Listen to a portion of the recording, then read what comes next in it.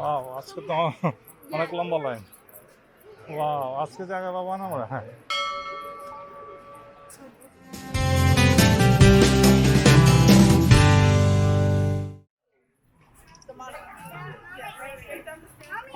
ওকে। এটা হচ্ছে wild Asia বাঙালি express monorail. এটা খুবই সুন্দর একটা অ্যাক্টিভিটি। আমরা ট্রেনে উঠবো এবং এশিয়ান অ্যানিমালস দেখবো।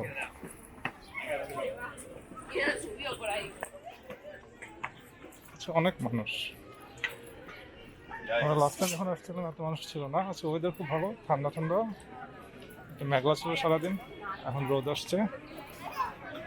আর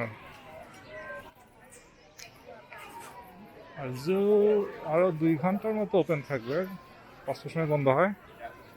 সো অনেকেই চলে যাওয়ার মুহূর্তে এখন।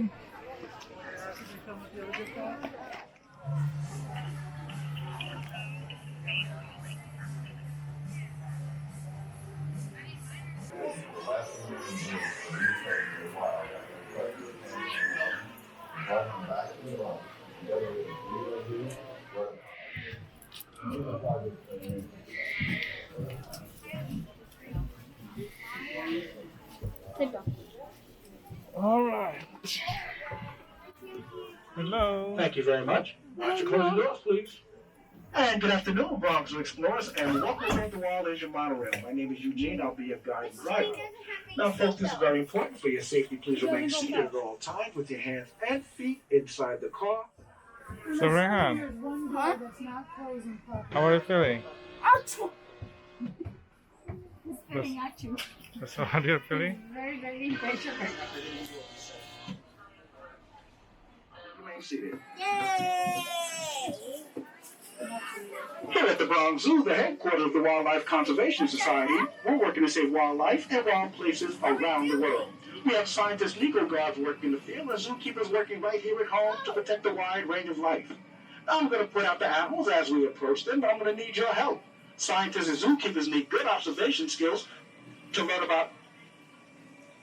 learn about animal behavior and to ensure their health. Let me know what you see and please share it with the other guests.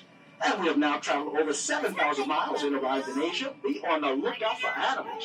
Now, Asia is the continent known for its vast deer population and its deer diversity. Now, folks, it seems like those animals have moved to the far side of the zoo, except one species, as a matter of fact, 2 species.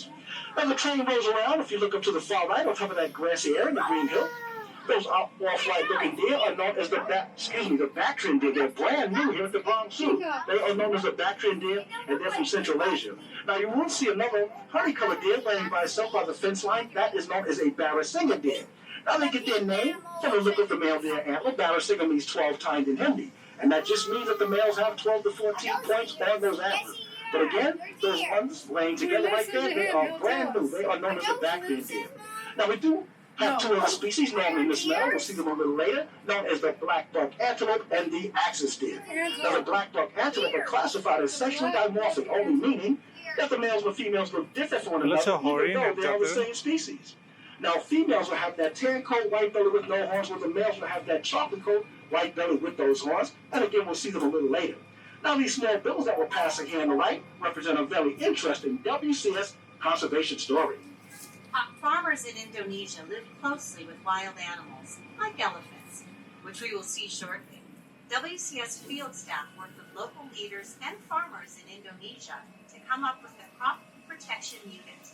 This unit created many different ways for farming to continue in close proximity of wild animals. One strategy was to soak ropes in chili powder and place them around the crops. Elephants do not like chili and leave the farms alone, allowing the farmer and the animals to share the habitat peacefully. Now, guests on this train, I do have to make a brief stop. I do have to meet with one of our technicians. He has to look at my first door. So we will have a little pause in our tour, but we will continue once the technician checks my door. And we'll be stopping in a few seconds. So please exercise patience. We really appreciate that. We want to get this door fixed. And the horses that you're looking at are the Mongolian wild horses. That's a Mongolian wild horse. Temple. এটা বন্য ঘোড়া, Mongolian. অনেক বড়। They don't look particularly wild at the moment, do they? You can't ride on them. Wild horses. Dad, Look at this what, horse. what they have on their tails, those people must... Now, the horses that you're looking at are the Mongolian wild horses, also known as the Shavorsky's horse. Okay. Now, as you're looking at them, I'm pretty sure you've noticed that Excuse me. they're different from our domestic horses. Now, the domestic horses, these horses, matter of fact,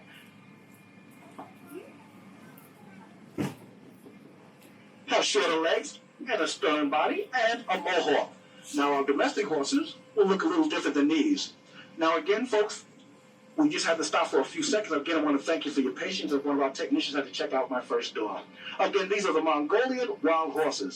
Now, here's one of our animal experts. His name is Jonathan, so I'd like to speak more about these wonderful animals. I'm Jonathan Slatt, and I'm the Russia and Northeast Asia coordinator for the Wildlife There's Conservation. no cats and animals, do? I believe that wildlife has a There's place no on cats this in earth. here. My job is to find practical solutions that allow people and wildlife to thrive together. There's Rhinos horse went extinct in the wild in the 1960s. On a recent trip to Kazakhstan, I thought about the ongoing and successful efforts in that country to bring these horses back to the Central Asian steppe. The world needs happy stories, to watch the impossible become possible, and to see hope restored. That's what's happening today.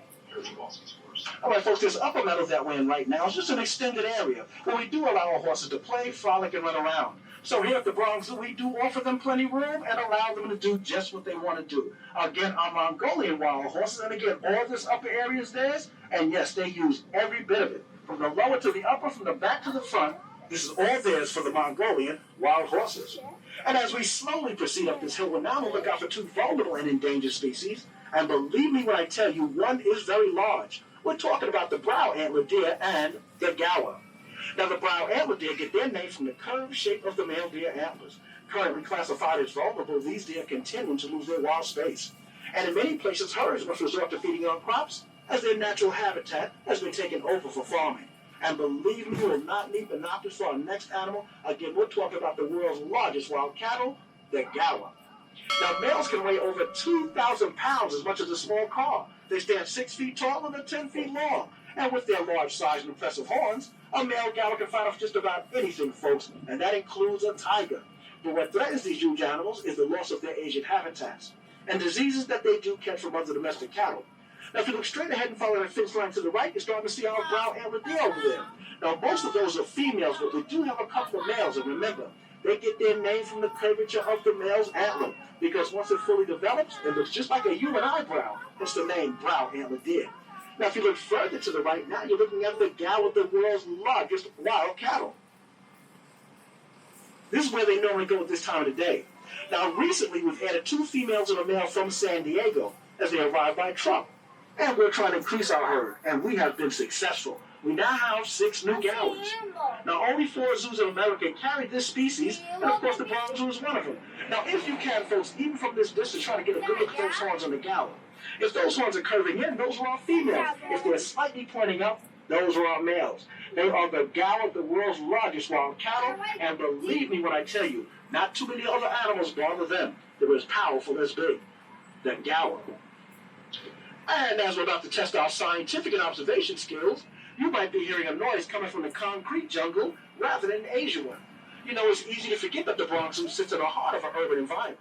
And once we round this corner, we're now on the lookout for Anakin. Now, Anakin is our 10-year-old male Siberian tiger. Now, the 2 types of species that we do show here at the Bronx Zoo, the Himalayan and the Siberian, also known as the Amur, the Siberian are the larger of the 2. So look for that beautiful orange color and those black stripes. And if you do see them for myself, don't be shy. Shout them out to your other guest. Now, they're very elusive animals, very solitary, and like to be left alone, but he's out here. A tiger! Look up, down, right, and left. Now, tigers hunt a variety of animals that they prefer, while pigs are medium-sized deer.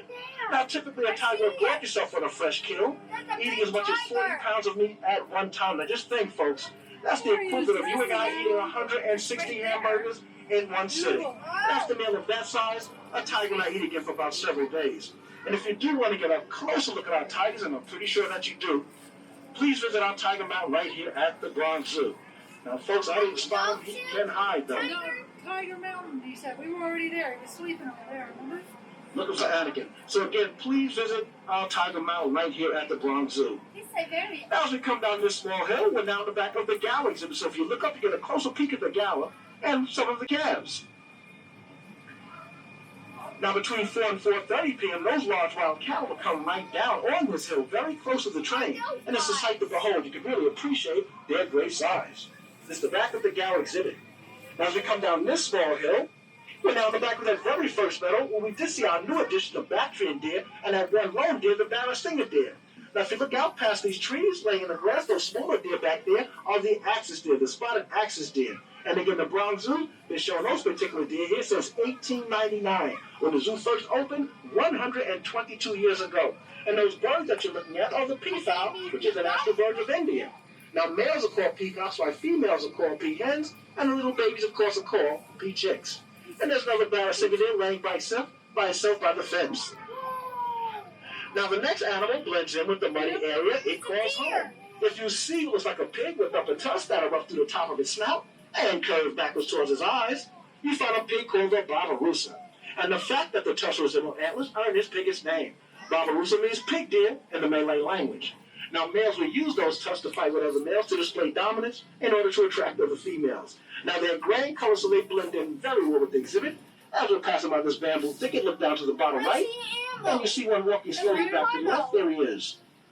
Now, in the second pin, we do have another male. He's going to be right below us. Now, his name is Kenneth, and he's right below us down to the bottom right, so it's going to be a little hard to see.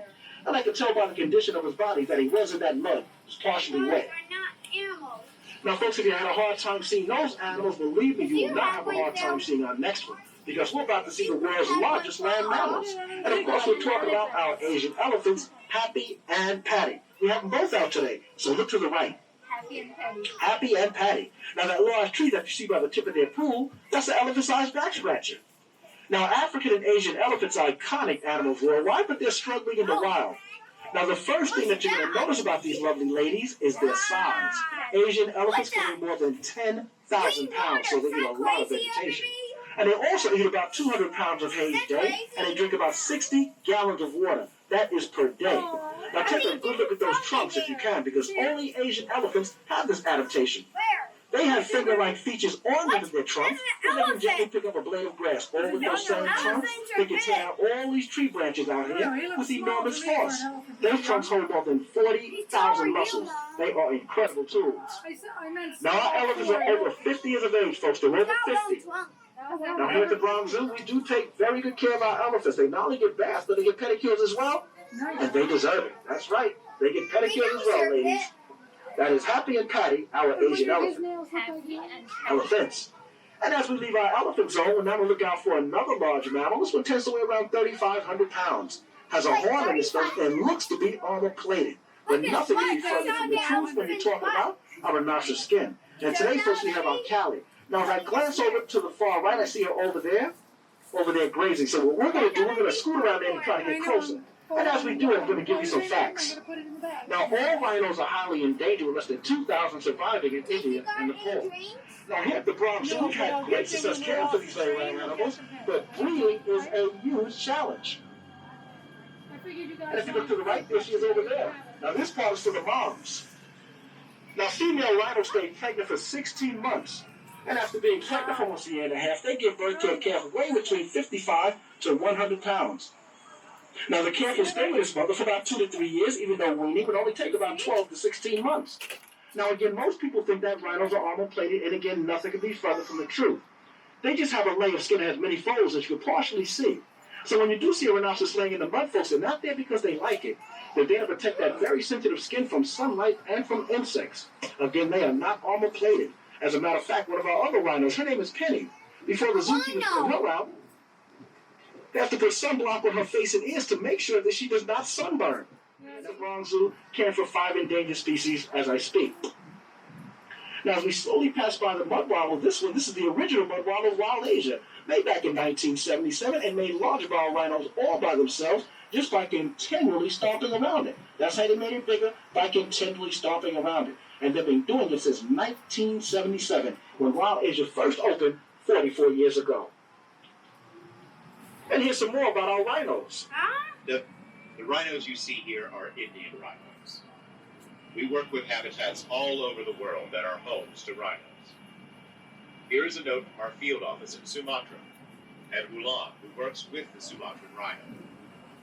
Sumatran rhinos are the smallest of the world's rhinos. They are considered critically endangered. My name is Ulan Kusparini, and I'm the Species Conservation Specialist for WCS Indonesia program.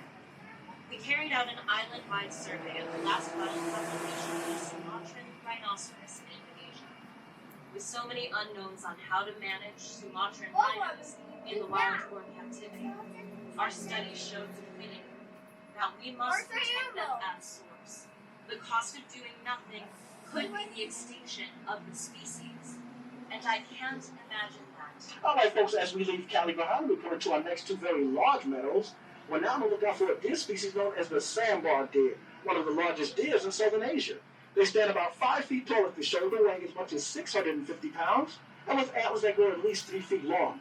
As we come down this small hill, look to the bottom right, you're now looking at one of our female nilgai antelope. Now, they get their name from the color of the male's coat. Nilgai means blue, bull, and Hindi, and that's because the males have a bluish-gray tint to their coats, while the females have a yellowish-brown of theirs. Males have horns, while the females do not, as you can see, and they're clocked at about 30 miles per hour while running. They are very fast, and they are also the largest antelope species in Asia. And we see one, but we do have many more. Now, the train routes is being, you probably noticed here at the Bronx Zoo, that we do offer our animals plenty of room. Now, Wild Asia alone is 40 acres, and the entire zoo is 265 acres. We're the largest urban zoo in the country.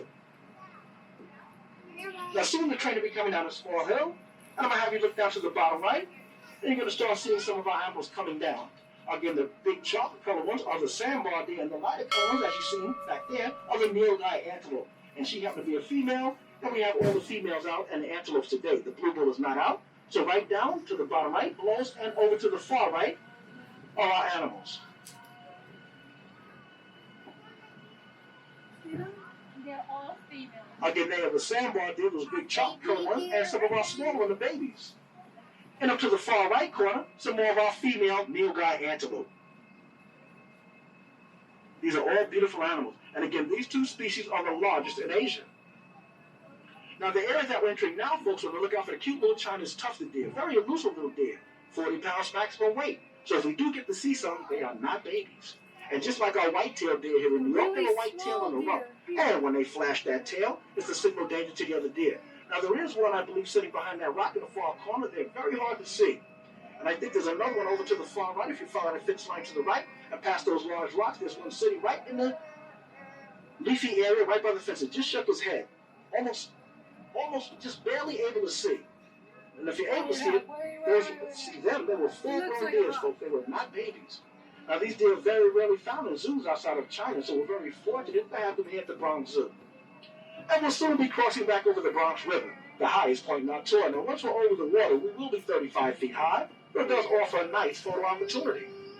Now, thousands of commuters cross this waterway every day, but underneath the highways and the elevated tracks, the river still rushes along, providing a habitat for turtles, ducks, fish, and migrating birds. And if you look closely, you might see the outline of fish.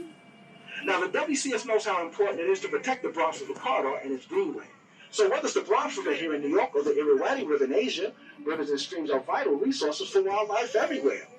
Now, this next rocky terrain is the perfect environment for our next two species of animals, and both are well adapted to climbing rocks and mountain slopes. We're talking about our markhor and our Himalayan tar. Now, if you look straight ahead that lost in the rock, and you happen to see some ghosts with those long corkscrew horns, those are our male markhors, like this one over to the far right on this large rock. Now, look at the length of those corkscrew horns. Now, on the males, those horns can go as long as 5 feet, folks. 10 inches on the females. And the males also sport those cool beards under their chin. Now, these animals are able to jump 6 feet straight in the air, and that's without a running start. 6 feet straight up. And our markhors have been known to climb these trees just to reach the fresh leaves. They are excellent climbers and leapers, and again, this is definitely their terrain. Now, we also have the Himalayan tar. They have a dark and shaggy coat and horns that go directly back over their heads. They also have special rubber claws in their hooves that allow them to climb rocks very easily, just like the sole of a climbing boot.